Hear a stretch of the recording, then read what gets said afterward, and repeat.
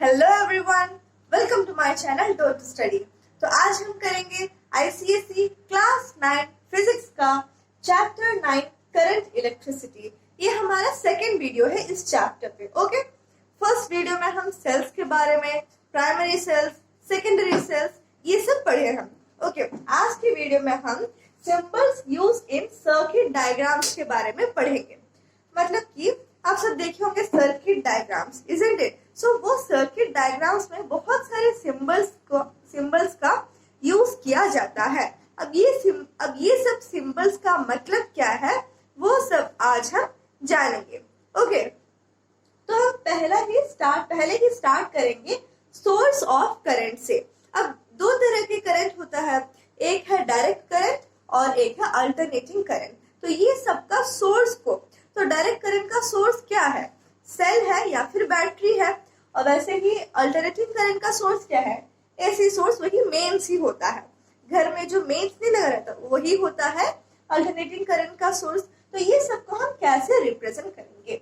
Cell को represent करने के लिए हम एक बड़ा लाइन और उसके पास ये छोटा लाइन ड्रॉ करेंगे। ओके, और ये बड़े लाइन के साइड में प्लस और छोटे लाइन के साइड में माइनस, इस तरह से लिखेंगे।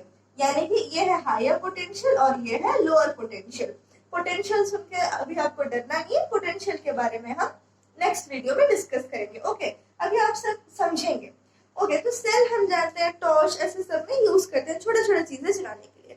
बट अगर हमें इस सेल से ज्यादा एनर्जी चाहिए, सेल से जितना एनर्जी मिल रहा है उससे ज्यादा चाहिए, तो हम क्या करेंगे? हम बहुत सारे सेल्स को जोड़ देंगे। और जब बहुत सारे सेल्स मिलके क्या बनाता है? बहुत सारे सेल्स मिलके बनाते हैं बैटरी।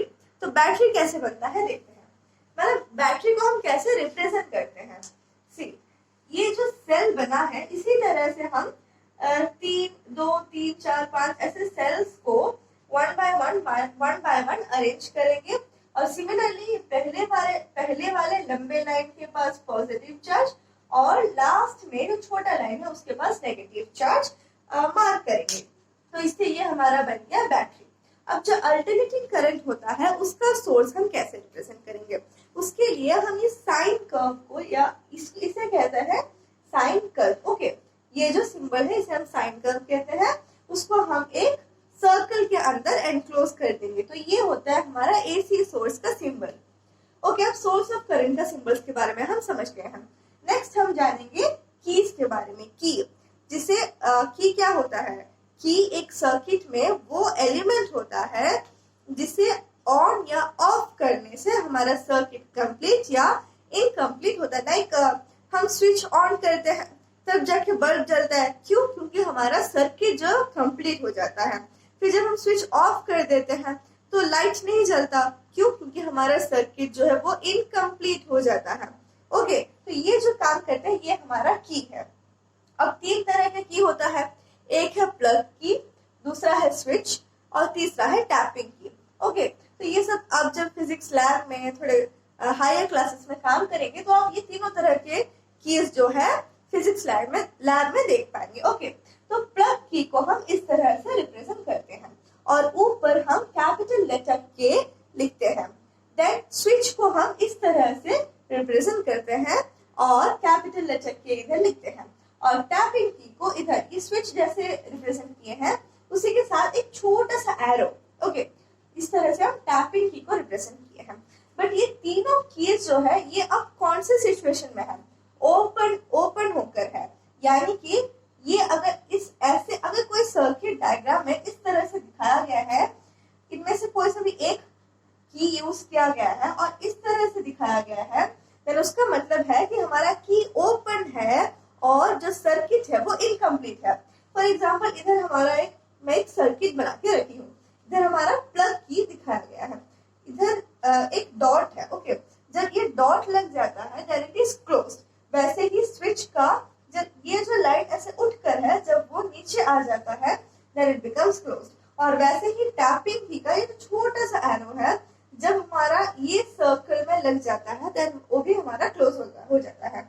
इस सर्किट में ये की के बीच में एक सर्कल है, एक फील्ड सर्कल है। तो हमारा की जो है वो क्लोज्ड है। क्लोज्ड है का मतलब है कि ये जो सर्किट है वो पूरा कंप्लीट है।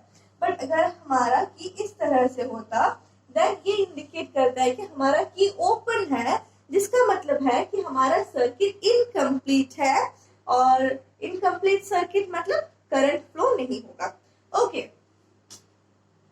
देन हम मूव ऑन करेंगे। नेक्स्ट हम पढ़ेंगे रेजिस्टेंस वायर, रेजिस्टेंस बॉक्स और रियोस्टैट के बारे में। तो रेजिस्टेंस वायर क्या होता है? रेजिस्टेंस वायर एक वायर होता है जो एक एलॉय से बनता है। किसका एलॉय? मैंगनीज का एलॉय से बनता है। ओके, अब इसका स्पेशलिटी ये रहता है कि उसका जो रेजिस्टेंस है वो कांस्टेंट है, यानी कि फिजिकल कंडीशंस लाइक टेम्परेचर के साथ वो चेंज नहीं होता।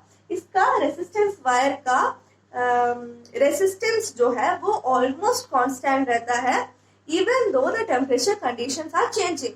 बट अगर हम कोई नॉर्मल वायर लेंगे जो कोई नॉर्मल मेटल का बना होगा, कोई नॉर्मल कंडक्टर का बना होगा, देन वैसे वायर्स में जो रेजिस्टेंस है वो टेम्परेचर के साथ बढ़ता है। अंडरस्टूड? इसलिए हम रेजिस्टेंस वायर एक स्पेशल वायर लेते हैं जिसका एक कांस्टेंट रेजिस्टेंस होता है। क्यों लेते हैं? कुछ हम फिजिक्स लैब में कुछ एक्सपेरिमेंट्स कर रहे हैं जिसमें हम चाहते हैं कि रेजिस्टेंस जो है वो कुछ भी कंडीशंस को ना बदले, देन हम रेजिस्टेंस वायर का यूज करते हैं। वैसे रेजिस्टेंस बॉक्स क्या होता है? एक बॉक्स होता है, ओके, जिसमें बहुत सारे रेजिस्टेंस है, लाइक 2, 25, 50 ऐसे बहुत सारे रेजिस्टेंस है।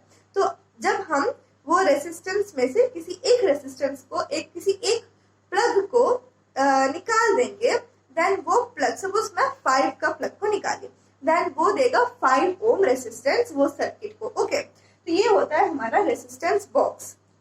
तो इसमें हम हमारे जो भी वो रेजिस्टेंस बॉक्स में जो जितने भी रेजिस्टेंस दिए गए होंगे उनमें से हमें जो चाहिए वो हम चूज कर सकते हैं। ओके, नेक्स्ट है हमारा रियोस्टैट। रियोस्टैट एक ऐसा इक्विपमेंट है जिसके हेल्प से हम रेजिस्टेंस को बदल सकते हैं। ओके, कभी 2 ओम है, कभी 3 ओम है, हम हमारे हिसाब से, सपोज हमें एक्सपेरिमेंट करना है जिसे हमें पहले 2 ओम रेजिस्टेंस के साथ करना है, फिर हमें 5 ओम के साथ करना है, फिर हमें 7 ओम के साथ करना है। तो जितना भी हम चाहे हम उतना रेजिस्टेंस ये रियोस्टैट के थ्रू एडजस्ट कर सकते हैं। ओके, क्योंकि इसमें हम क्या करते हैं, जो वायर का लेंथ होता है उसे हम एडजस्ट कर पाते हैं जॉकी के थ्रू। ओके, तो ये होता है हमारा रियोस्टैट। अब हम इसको रिप्रेजेंट कैसे करेंगे? रेजिस्टेंस वायर को हम सिंपली ऐसे रिप्रेजेंट करेंगे और ऊपर आर लिखेंगे, और रेजिस्टेंस वायर को, रेजिस्टेंस बॉक्स को भी हम इसी तरह से रिप्रेजेंट करेंगे। क्योंकि इसमें हम जो भी हमारा रेजिस्टेंस है वो कांस्टेंट रहता है। ओके, बट रियोस्टैट को हम कुछ इस तरह से रिप्रेजेंट करते हैं और इधर आर एच लिखते हैं। ओके, रियोस्टैट को हम कुछ इस तरह से रिप्रेजेंट करते हैं और हम क्या लिखते हैं? R H. और ये जो है ये हमारा जॉकी है। असली में जो रियोस्टैट होता है उसमें एक जॉकी लगा रहता है जिसे हम मूव करके उसका रेजिस्टेंस को बदल पाते हैं। ओके, तो ये जो है, ये जो एरो है ये हमारा जॉकी को रिप्रेजेंट करता है, और नीचे अगर आर एच लिखा गया है तो उसका मतलब है कि ये हम जो रिप्रेजेंट कर रहे हैं वो एक रियोस्टैट है। नेक्स्ट हम आएंगे एमीटर के पास। एमीटर क्या है? एमीटर एक डिवाइस है, जिसके एक इंस्ट्रूमेंट है जिसको यूज करके हम the amount of current that is flowing in a circuit उसे फाइंड कर सकते हैं। कितना करंट एक सर्किट में फ्लो कर रहा है हम ये एमीटर के थ्रू फाइंड कर सकते हैं। अब एमीटर जो है हमारे सर्किट में सीरीज कनेक्शन में लगता है।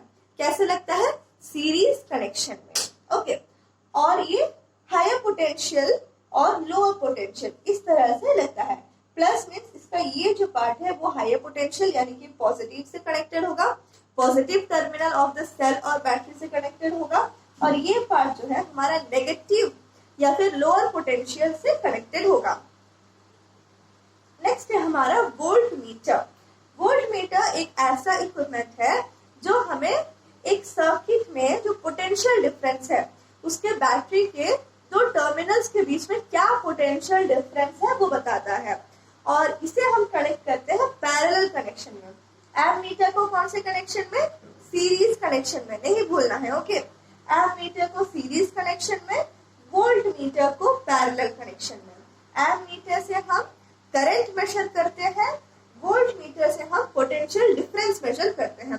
अगर आएगा difference between ammeter and volt meter तो आपको ये दोनों पॉइंट्स लिखना है और आपको याद भी रखना है। ओके, यही दो पॉइंट्स है जो एमीटर और वोल्ट मीटर के बीच में डिफरेंस डिस्टिंग्विश करता है। ओके, नेक्स्ट है हमारा गैल्वेनोमीटर।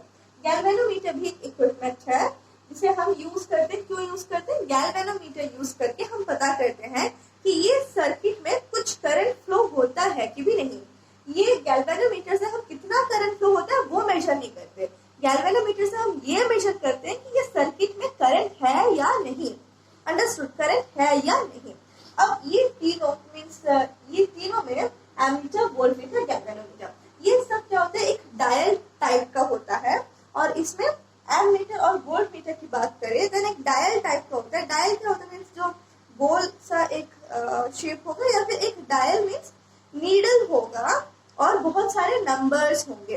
तो ये सपोज एमीटर का नीडल है और हमारा आया 6 एम्पियर, देन वो इस तरफ 6 के तरफ जहां पर 6 लिखा होगा उस तरफ पॉइंट करेगा, जिससे हमें पता चल जाएगा कि ठीक है ये सर्किट में 6 एम्पियर करंट फ्लो कर रहा है। वोल्ट मीटर में भी उसी तरह से ही ऐसे नीडल होगा और पूरा डायल होगा जिसमें नंबर्स लिखे गए होंगे और सपोज 3 वोल्ट है पोटेंशियल डिफरेंस, देन ये जो नीडल है वो 3 वोल्ट की तरफ इंडिकेट करेगा। 3 नंबर जहां पे 3 लिखा गया होगा उसके तरफ इंडिकेट करेगा, जिससे हमें ये पता चल जाता है कि वो सर्किट का पोटेंशियल डिफरेंस 3 वोल्ट है। और गैल्वेनोमीटर में पर कोई नंबरिंग्स नहीं होता। ओके, गैल्वेनोमीटर ऐसा है और हम ये गैल्वेनोमीटर को एक सर्किट में कनेक्ट कर दिए और अगर हम उस सर्किट को क्लोज कर दिए, क्लोज सर्किट है, देन अगर ये गैल्वेनोमीटर का नीडल जो है वो फ्लक्चुएट हुआ, ये किसी तरफ मुड़ा, देन उसका मतलब ये है कि वो गैल्वेनोमीटर में करंट है। अंडरस्टूड? इसमें कोई नंबर्स नहीं होता है क्योंकि ये हमें नहीं बताता कि कितना करंट है, ये बस हमें ये बताता है कि करंट है कि नहीं। ओके, अब इधर अगर हम एमीटर की बात करें, एमीटर का रेजिस्टेंस जो है बहुत ही कम होता है, वेरी लो रेजिस्टेंस। एमीटर का रेजिस्टेंस क्या होता है? बहुत ही लो होता है, क्योंकि एमीटर को क्या मेजर करना रहता है? करंट मेजर करना रहता है। और अगर उसके अंदर खुद रेजिस्टेंस होगा मतलब वो खुद कुछ करंट को यूजलेस कर देगा, उसके वजह से कुछ करंट यूटिलाइज नहीं हो पाएगा, देन हम एक्यूरेट रीडिंग भी हमें नहीं मिलेगा कि कितना करंट एक्चुअली जा रहा है, कितना करंट एक्चुअली वो सर्किट में है, इजंट इट? इसलिए एमीटर का रेजिस्टेंस बहुत ही लो होता है। और वोल्ट मीटर का रेजिस्टेंस का बात करें, देन वोल्ट मीटर का रेजिस्टेंस बहुत ही हाई होता है, जिसकी वजह से मैक्सिमम पोटेंशियल एनर्जी कितना है, मैक्सिमम पोटेंशियल डिफरेंस कितना है हम पता कर पाते हैं। ओके, तो हम एमीटर, वोल्टमीटर, गैल्वेनोमीटर, अच्छा ये जो रेजिस्टेंस वाला बात है वो भी इसके बीच में एक डिफरेंस है।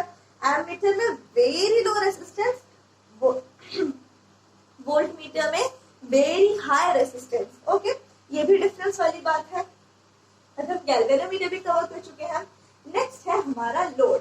लोड का मतलब है कि वो सर्किट में कौन सा जो भी अप्लायंस लगा होगा, जो वो करंट को यूटिलाइज करके कुछ काम कर रहा होगा, उसे हम कहते हैं लोड। ओके, कोई भी अप्लायंस, सपोज एक सर्किट है जिसमें बल्ब लगा है तो वो लोड है, किसी में फैन लगा है तो वो लोड है, किसी में हीटर लगा है देन वो लोड है। तो कुछ भी अप्लायंस लगा हो उसे हम कहते हैं लोड। तो हम बल्ब को कैसे रिप्रेजेंट करते हैं? बल्ब भी लोड ही है, तो बल्ब को कैसे रिप्रेजेंट करते हैं? ऐसे, इस तरह से। ओके, और ऊपर हम एल लिखते हैं। और अगर हीटर है देन हीटर को हम कैसे रिप्रेजेंट करेंगे? जिस तरह से हम रेजिस्टेंस को रिप्रेजेंट करे थे उसी तरह से, और उसके चारों तरफ एक सर्कल बना देंगे और ऊपर एल लिखेंगे लोड के लिए। ओके, तो अब हमारा नेक्स्ट एलिमेंट क्या है सर्किट डायग्राम में? Connecting wires. कनेक्टिंग वायर्स वो वायर्स होते हैं जो कंडक्टर्स होते हैं, और जो ये इतने सारी चीजें जो है, इतने सारे सेल है, बैटरी है, की है, लोड है और रेजिस्टेंस वायर है, एमीटर, जो सब एलिमेंट्स है, इसको कौन कनेक्ट करता है?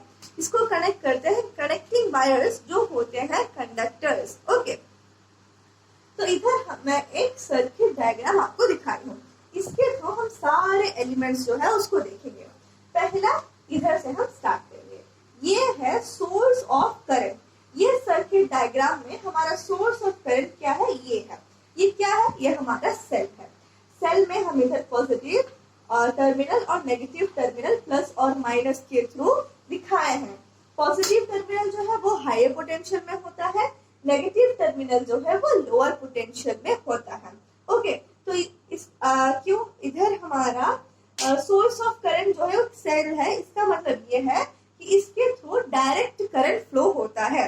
अगर इधर ये सेल की जगह पे ये सिंबल होता, ये सेल की जगह पे अगर ये सिंबल होता, देन ये क्या है, ये सिंबल से हमें पता चल जाता है कि ये जो सर्किट है वो एसी अल्टरनेटिंग करंट यूज कर रहा होगा। ओके, बट इधर हमारा ये सिंबल है जो हमें ये सिंबल क्या बताता है, ये सिंबल बताता है कि इधर एक सेल को रिप्रेजेंट करता है। ये सिंबल सेल यूज हुआ है। नेक्स्ट आते हैं ये एलिमेंट की तरफ।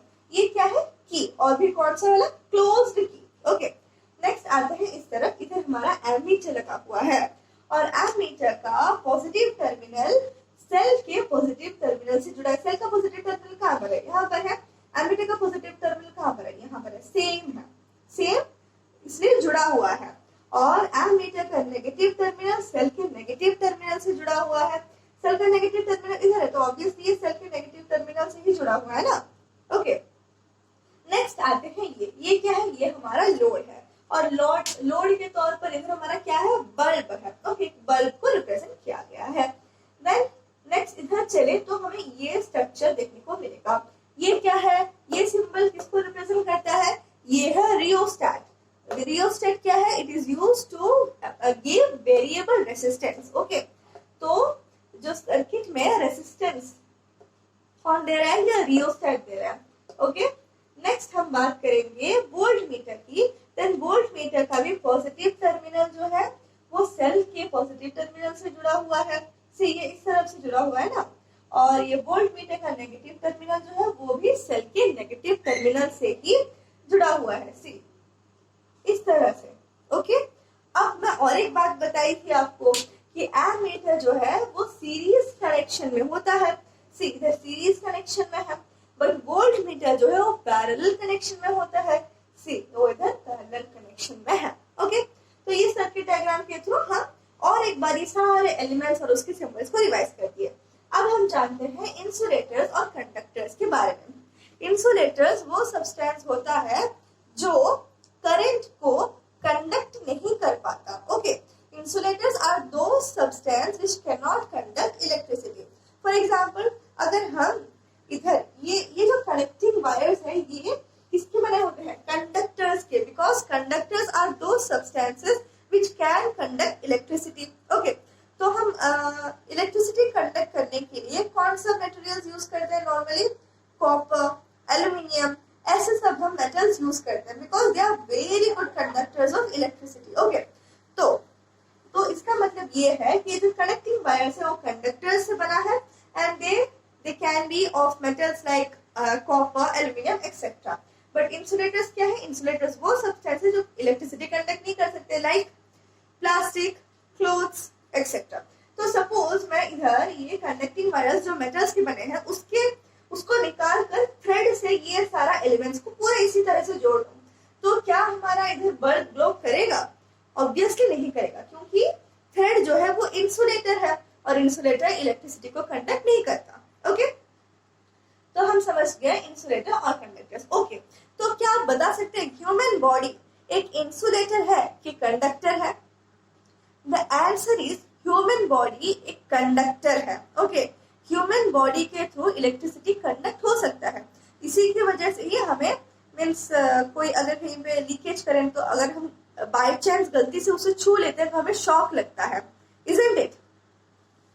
नेक्स्ट हम जानेंगे closed end open circuit. It's simple, close circuit वो है जिसमें सारा मीन्स एलिमेंट्स जो कनेक्टिंग वायर सब कुछ जो है प्रॉपर हो और कहीं पे कोई ब्रेकेज ना हो। क्लोज सर्किट में ही करंट फ्लो करता है। सपोज ये हमारा सर्किट डायग्राम है, इधर से हमारा हमारा ये जो कनेक्टिंग वायर है वो नहीं है, इधर छूट गया है, इधर टूट गया है वो कनेक्टिंग वायर, देन ये जो है ये हमारे ओपन सर्किट हो जाएगा। और ओपन सर्किट में करंट फ्लो नहीं करता। और ये क्लोज सर्किट होने के लिए और भी बहुत सारे ये है, लाइक जो इक्विपमेंट्स हम यूज कर रहे हैं वो भी परफेक्टली वर्किंग होना चाहिए। सी इधर हम सीरीज में कनेक्ट किए हैं ये सारे एलिमेंट्स को। सपोज ये बल्ब ही फ्यूज्ड वाला बल्ब है, मीन्स बल्ब खराब वाला बल्ब है, और हम जब लगाएंगे देन ऑब्वियसली ओके इधर बल्ब की जगह और कुछ भी लेते हैं, लाइक हमारा ये की फंक्शन नहीं कर रहा है और हम इधर लगा दिए हैं, तो क्या ये एक ओपन सर्किट होगा कि क्लोज सर्किट होगा? ऑब्वियसली एक ओपन सर्किट होगा, क्योंकि इलेक्ट्रिसिटी जो है, करंट जो है वो पूरा पाथ कवर नहीं कर पाएगा। ओके, और हमारा बल्ब भी ग्लो नहीं करेगा। हो गया? तो हम क्लोज सर्किट और ओपन सर्किट के बारे में भी समझ गए। तो इसी के साथ आज का जो हमारा वीडियो था कंप्लीट होता है। नेक्स्ट वीडियो में हम पोटेंशियल डिफरेंस के बारे में पढ़ेंगे। सो आई होप कि मैं जितना भी समझाई आप सबको समझ में आ गया है। अगर कोई भी डाउट है then do write in the comment section. इसके अलावा मैं आजकल केमिस्ट्री और बायो का भी वीडियोस आप लोग के लिए स्पेशली फॉर क्लास 9 में डाल रही हूँ। Okay, so keep studying and bye bye.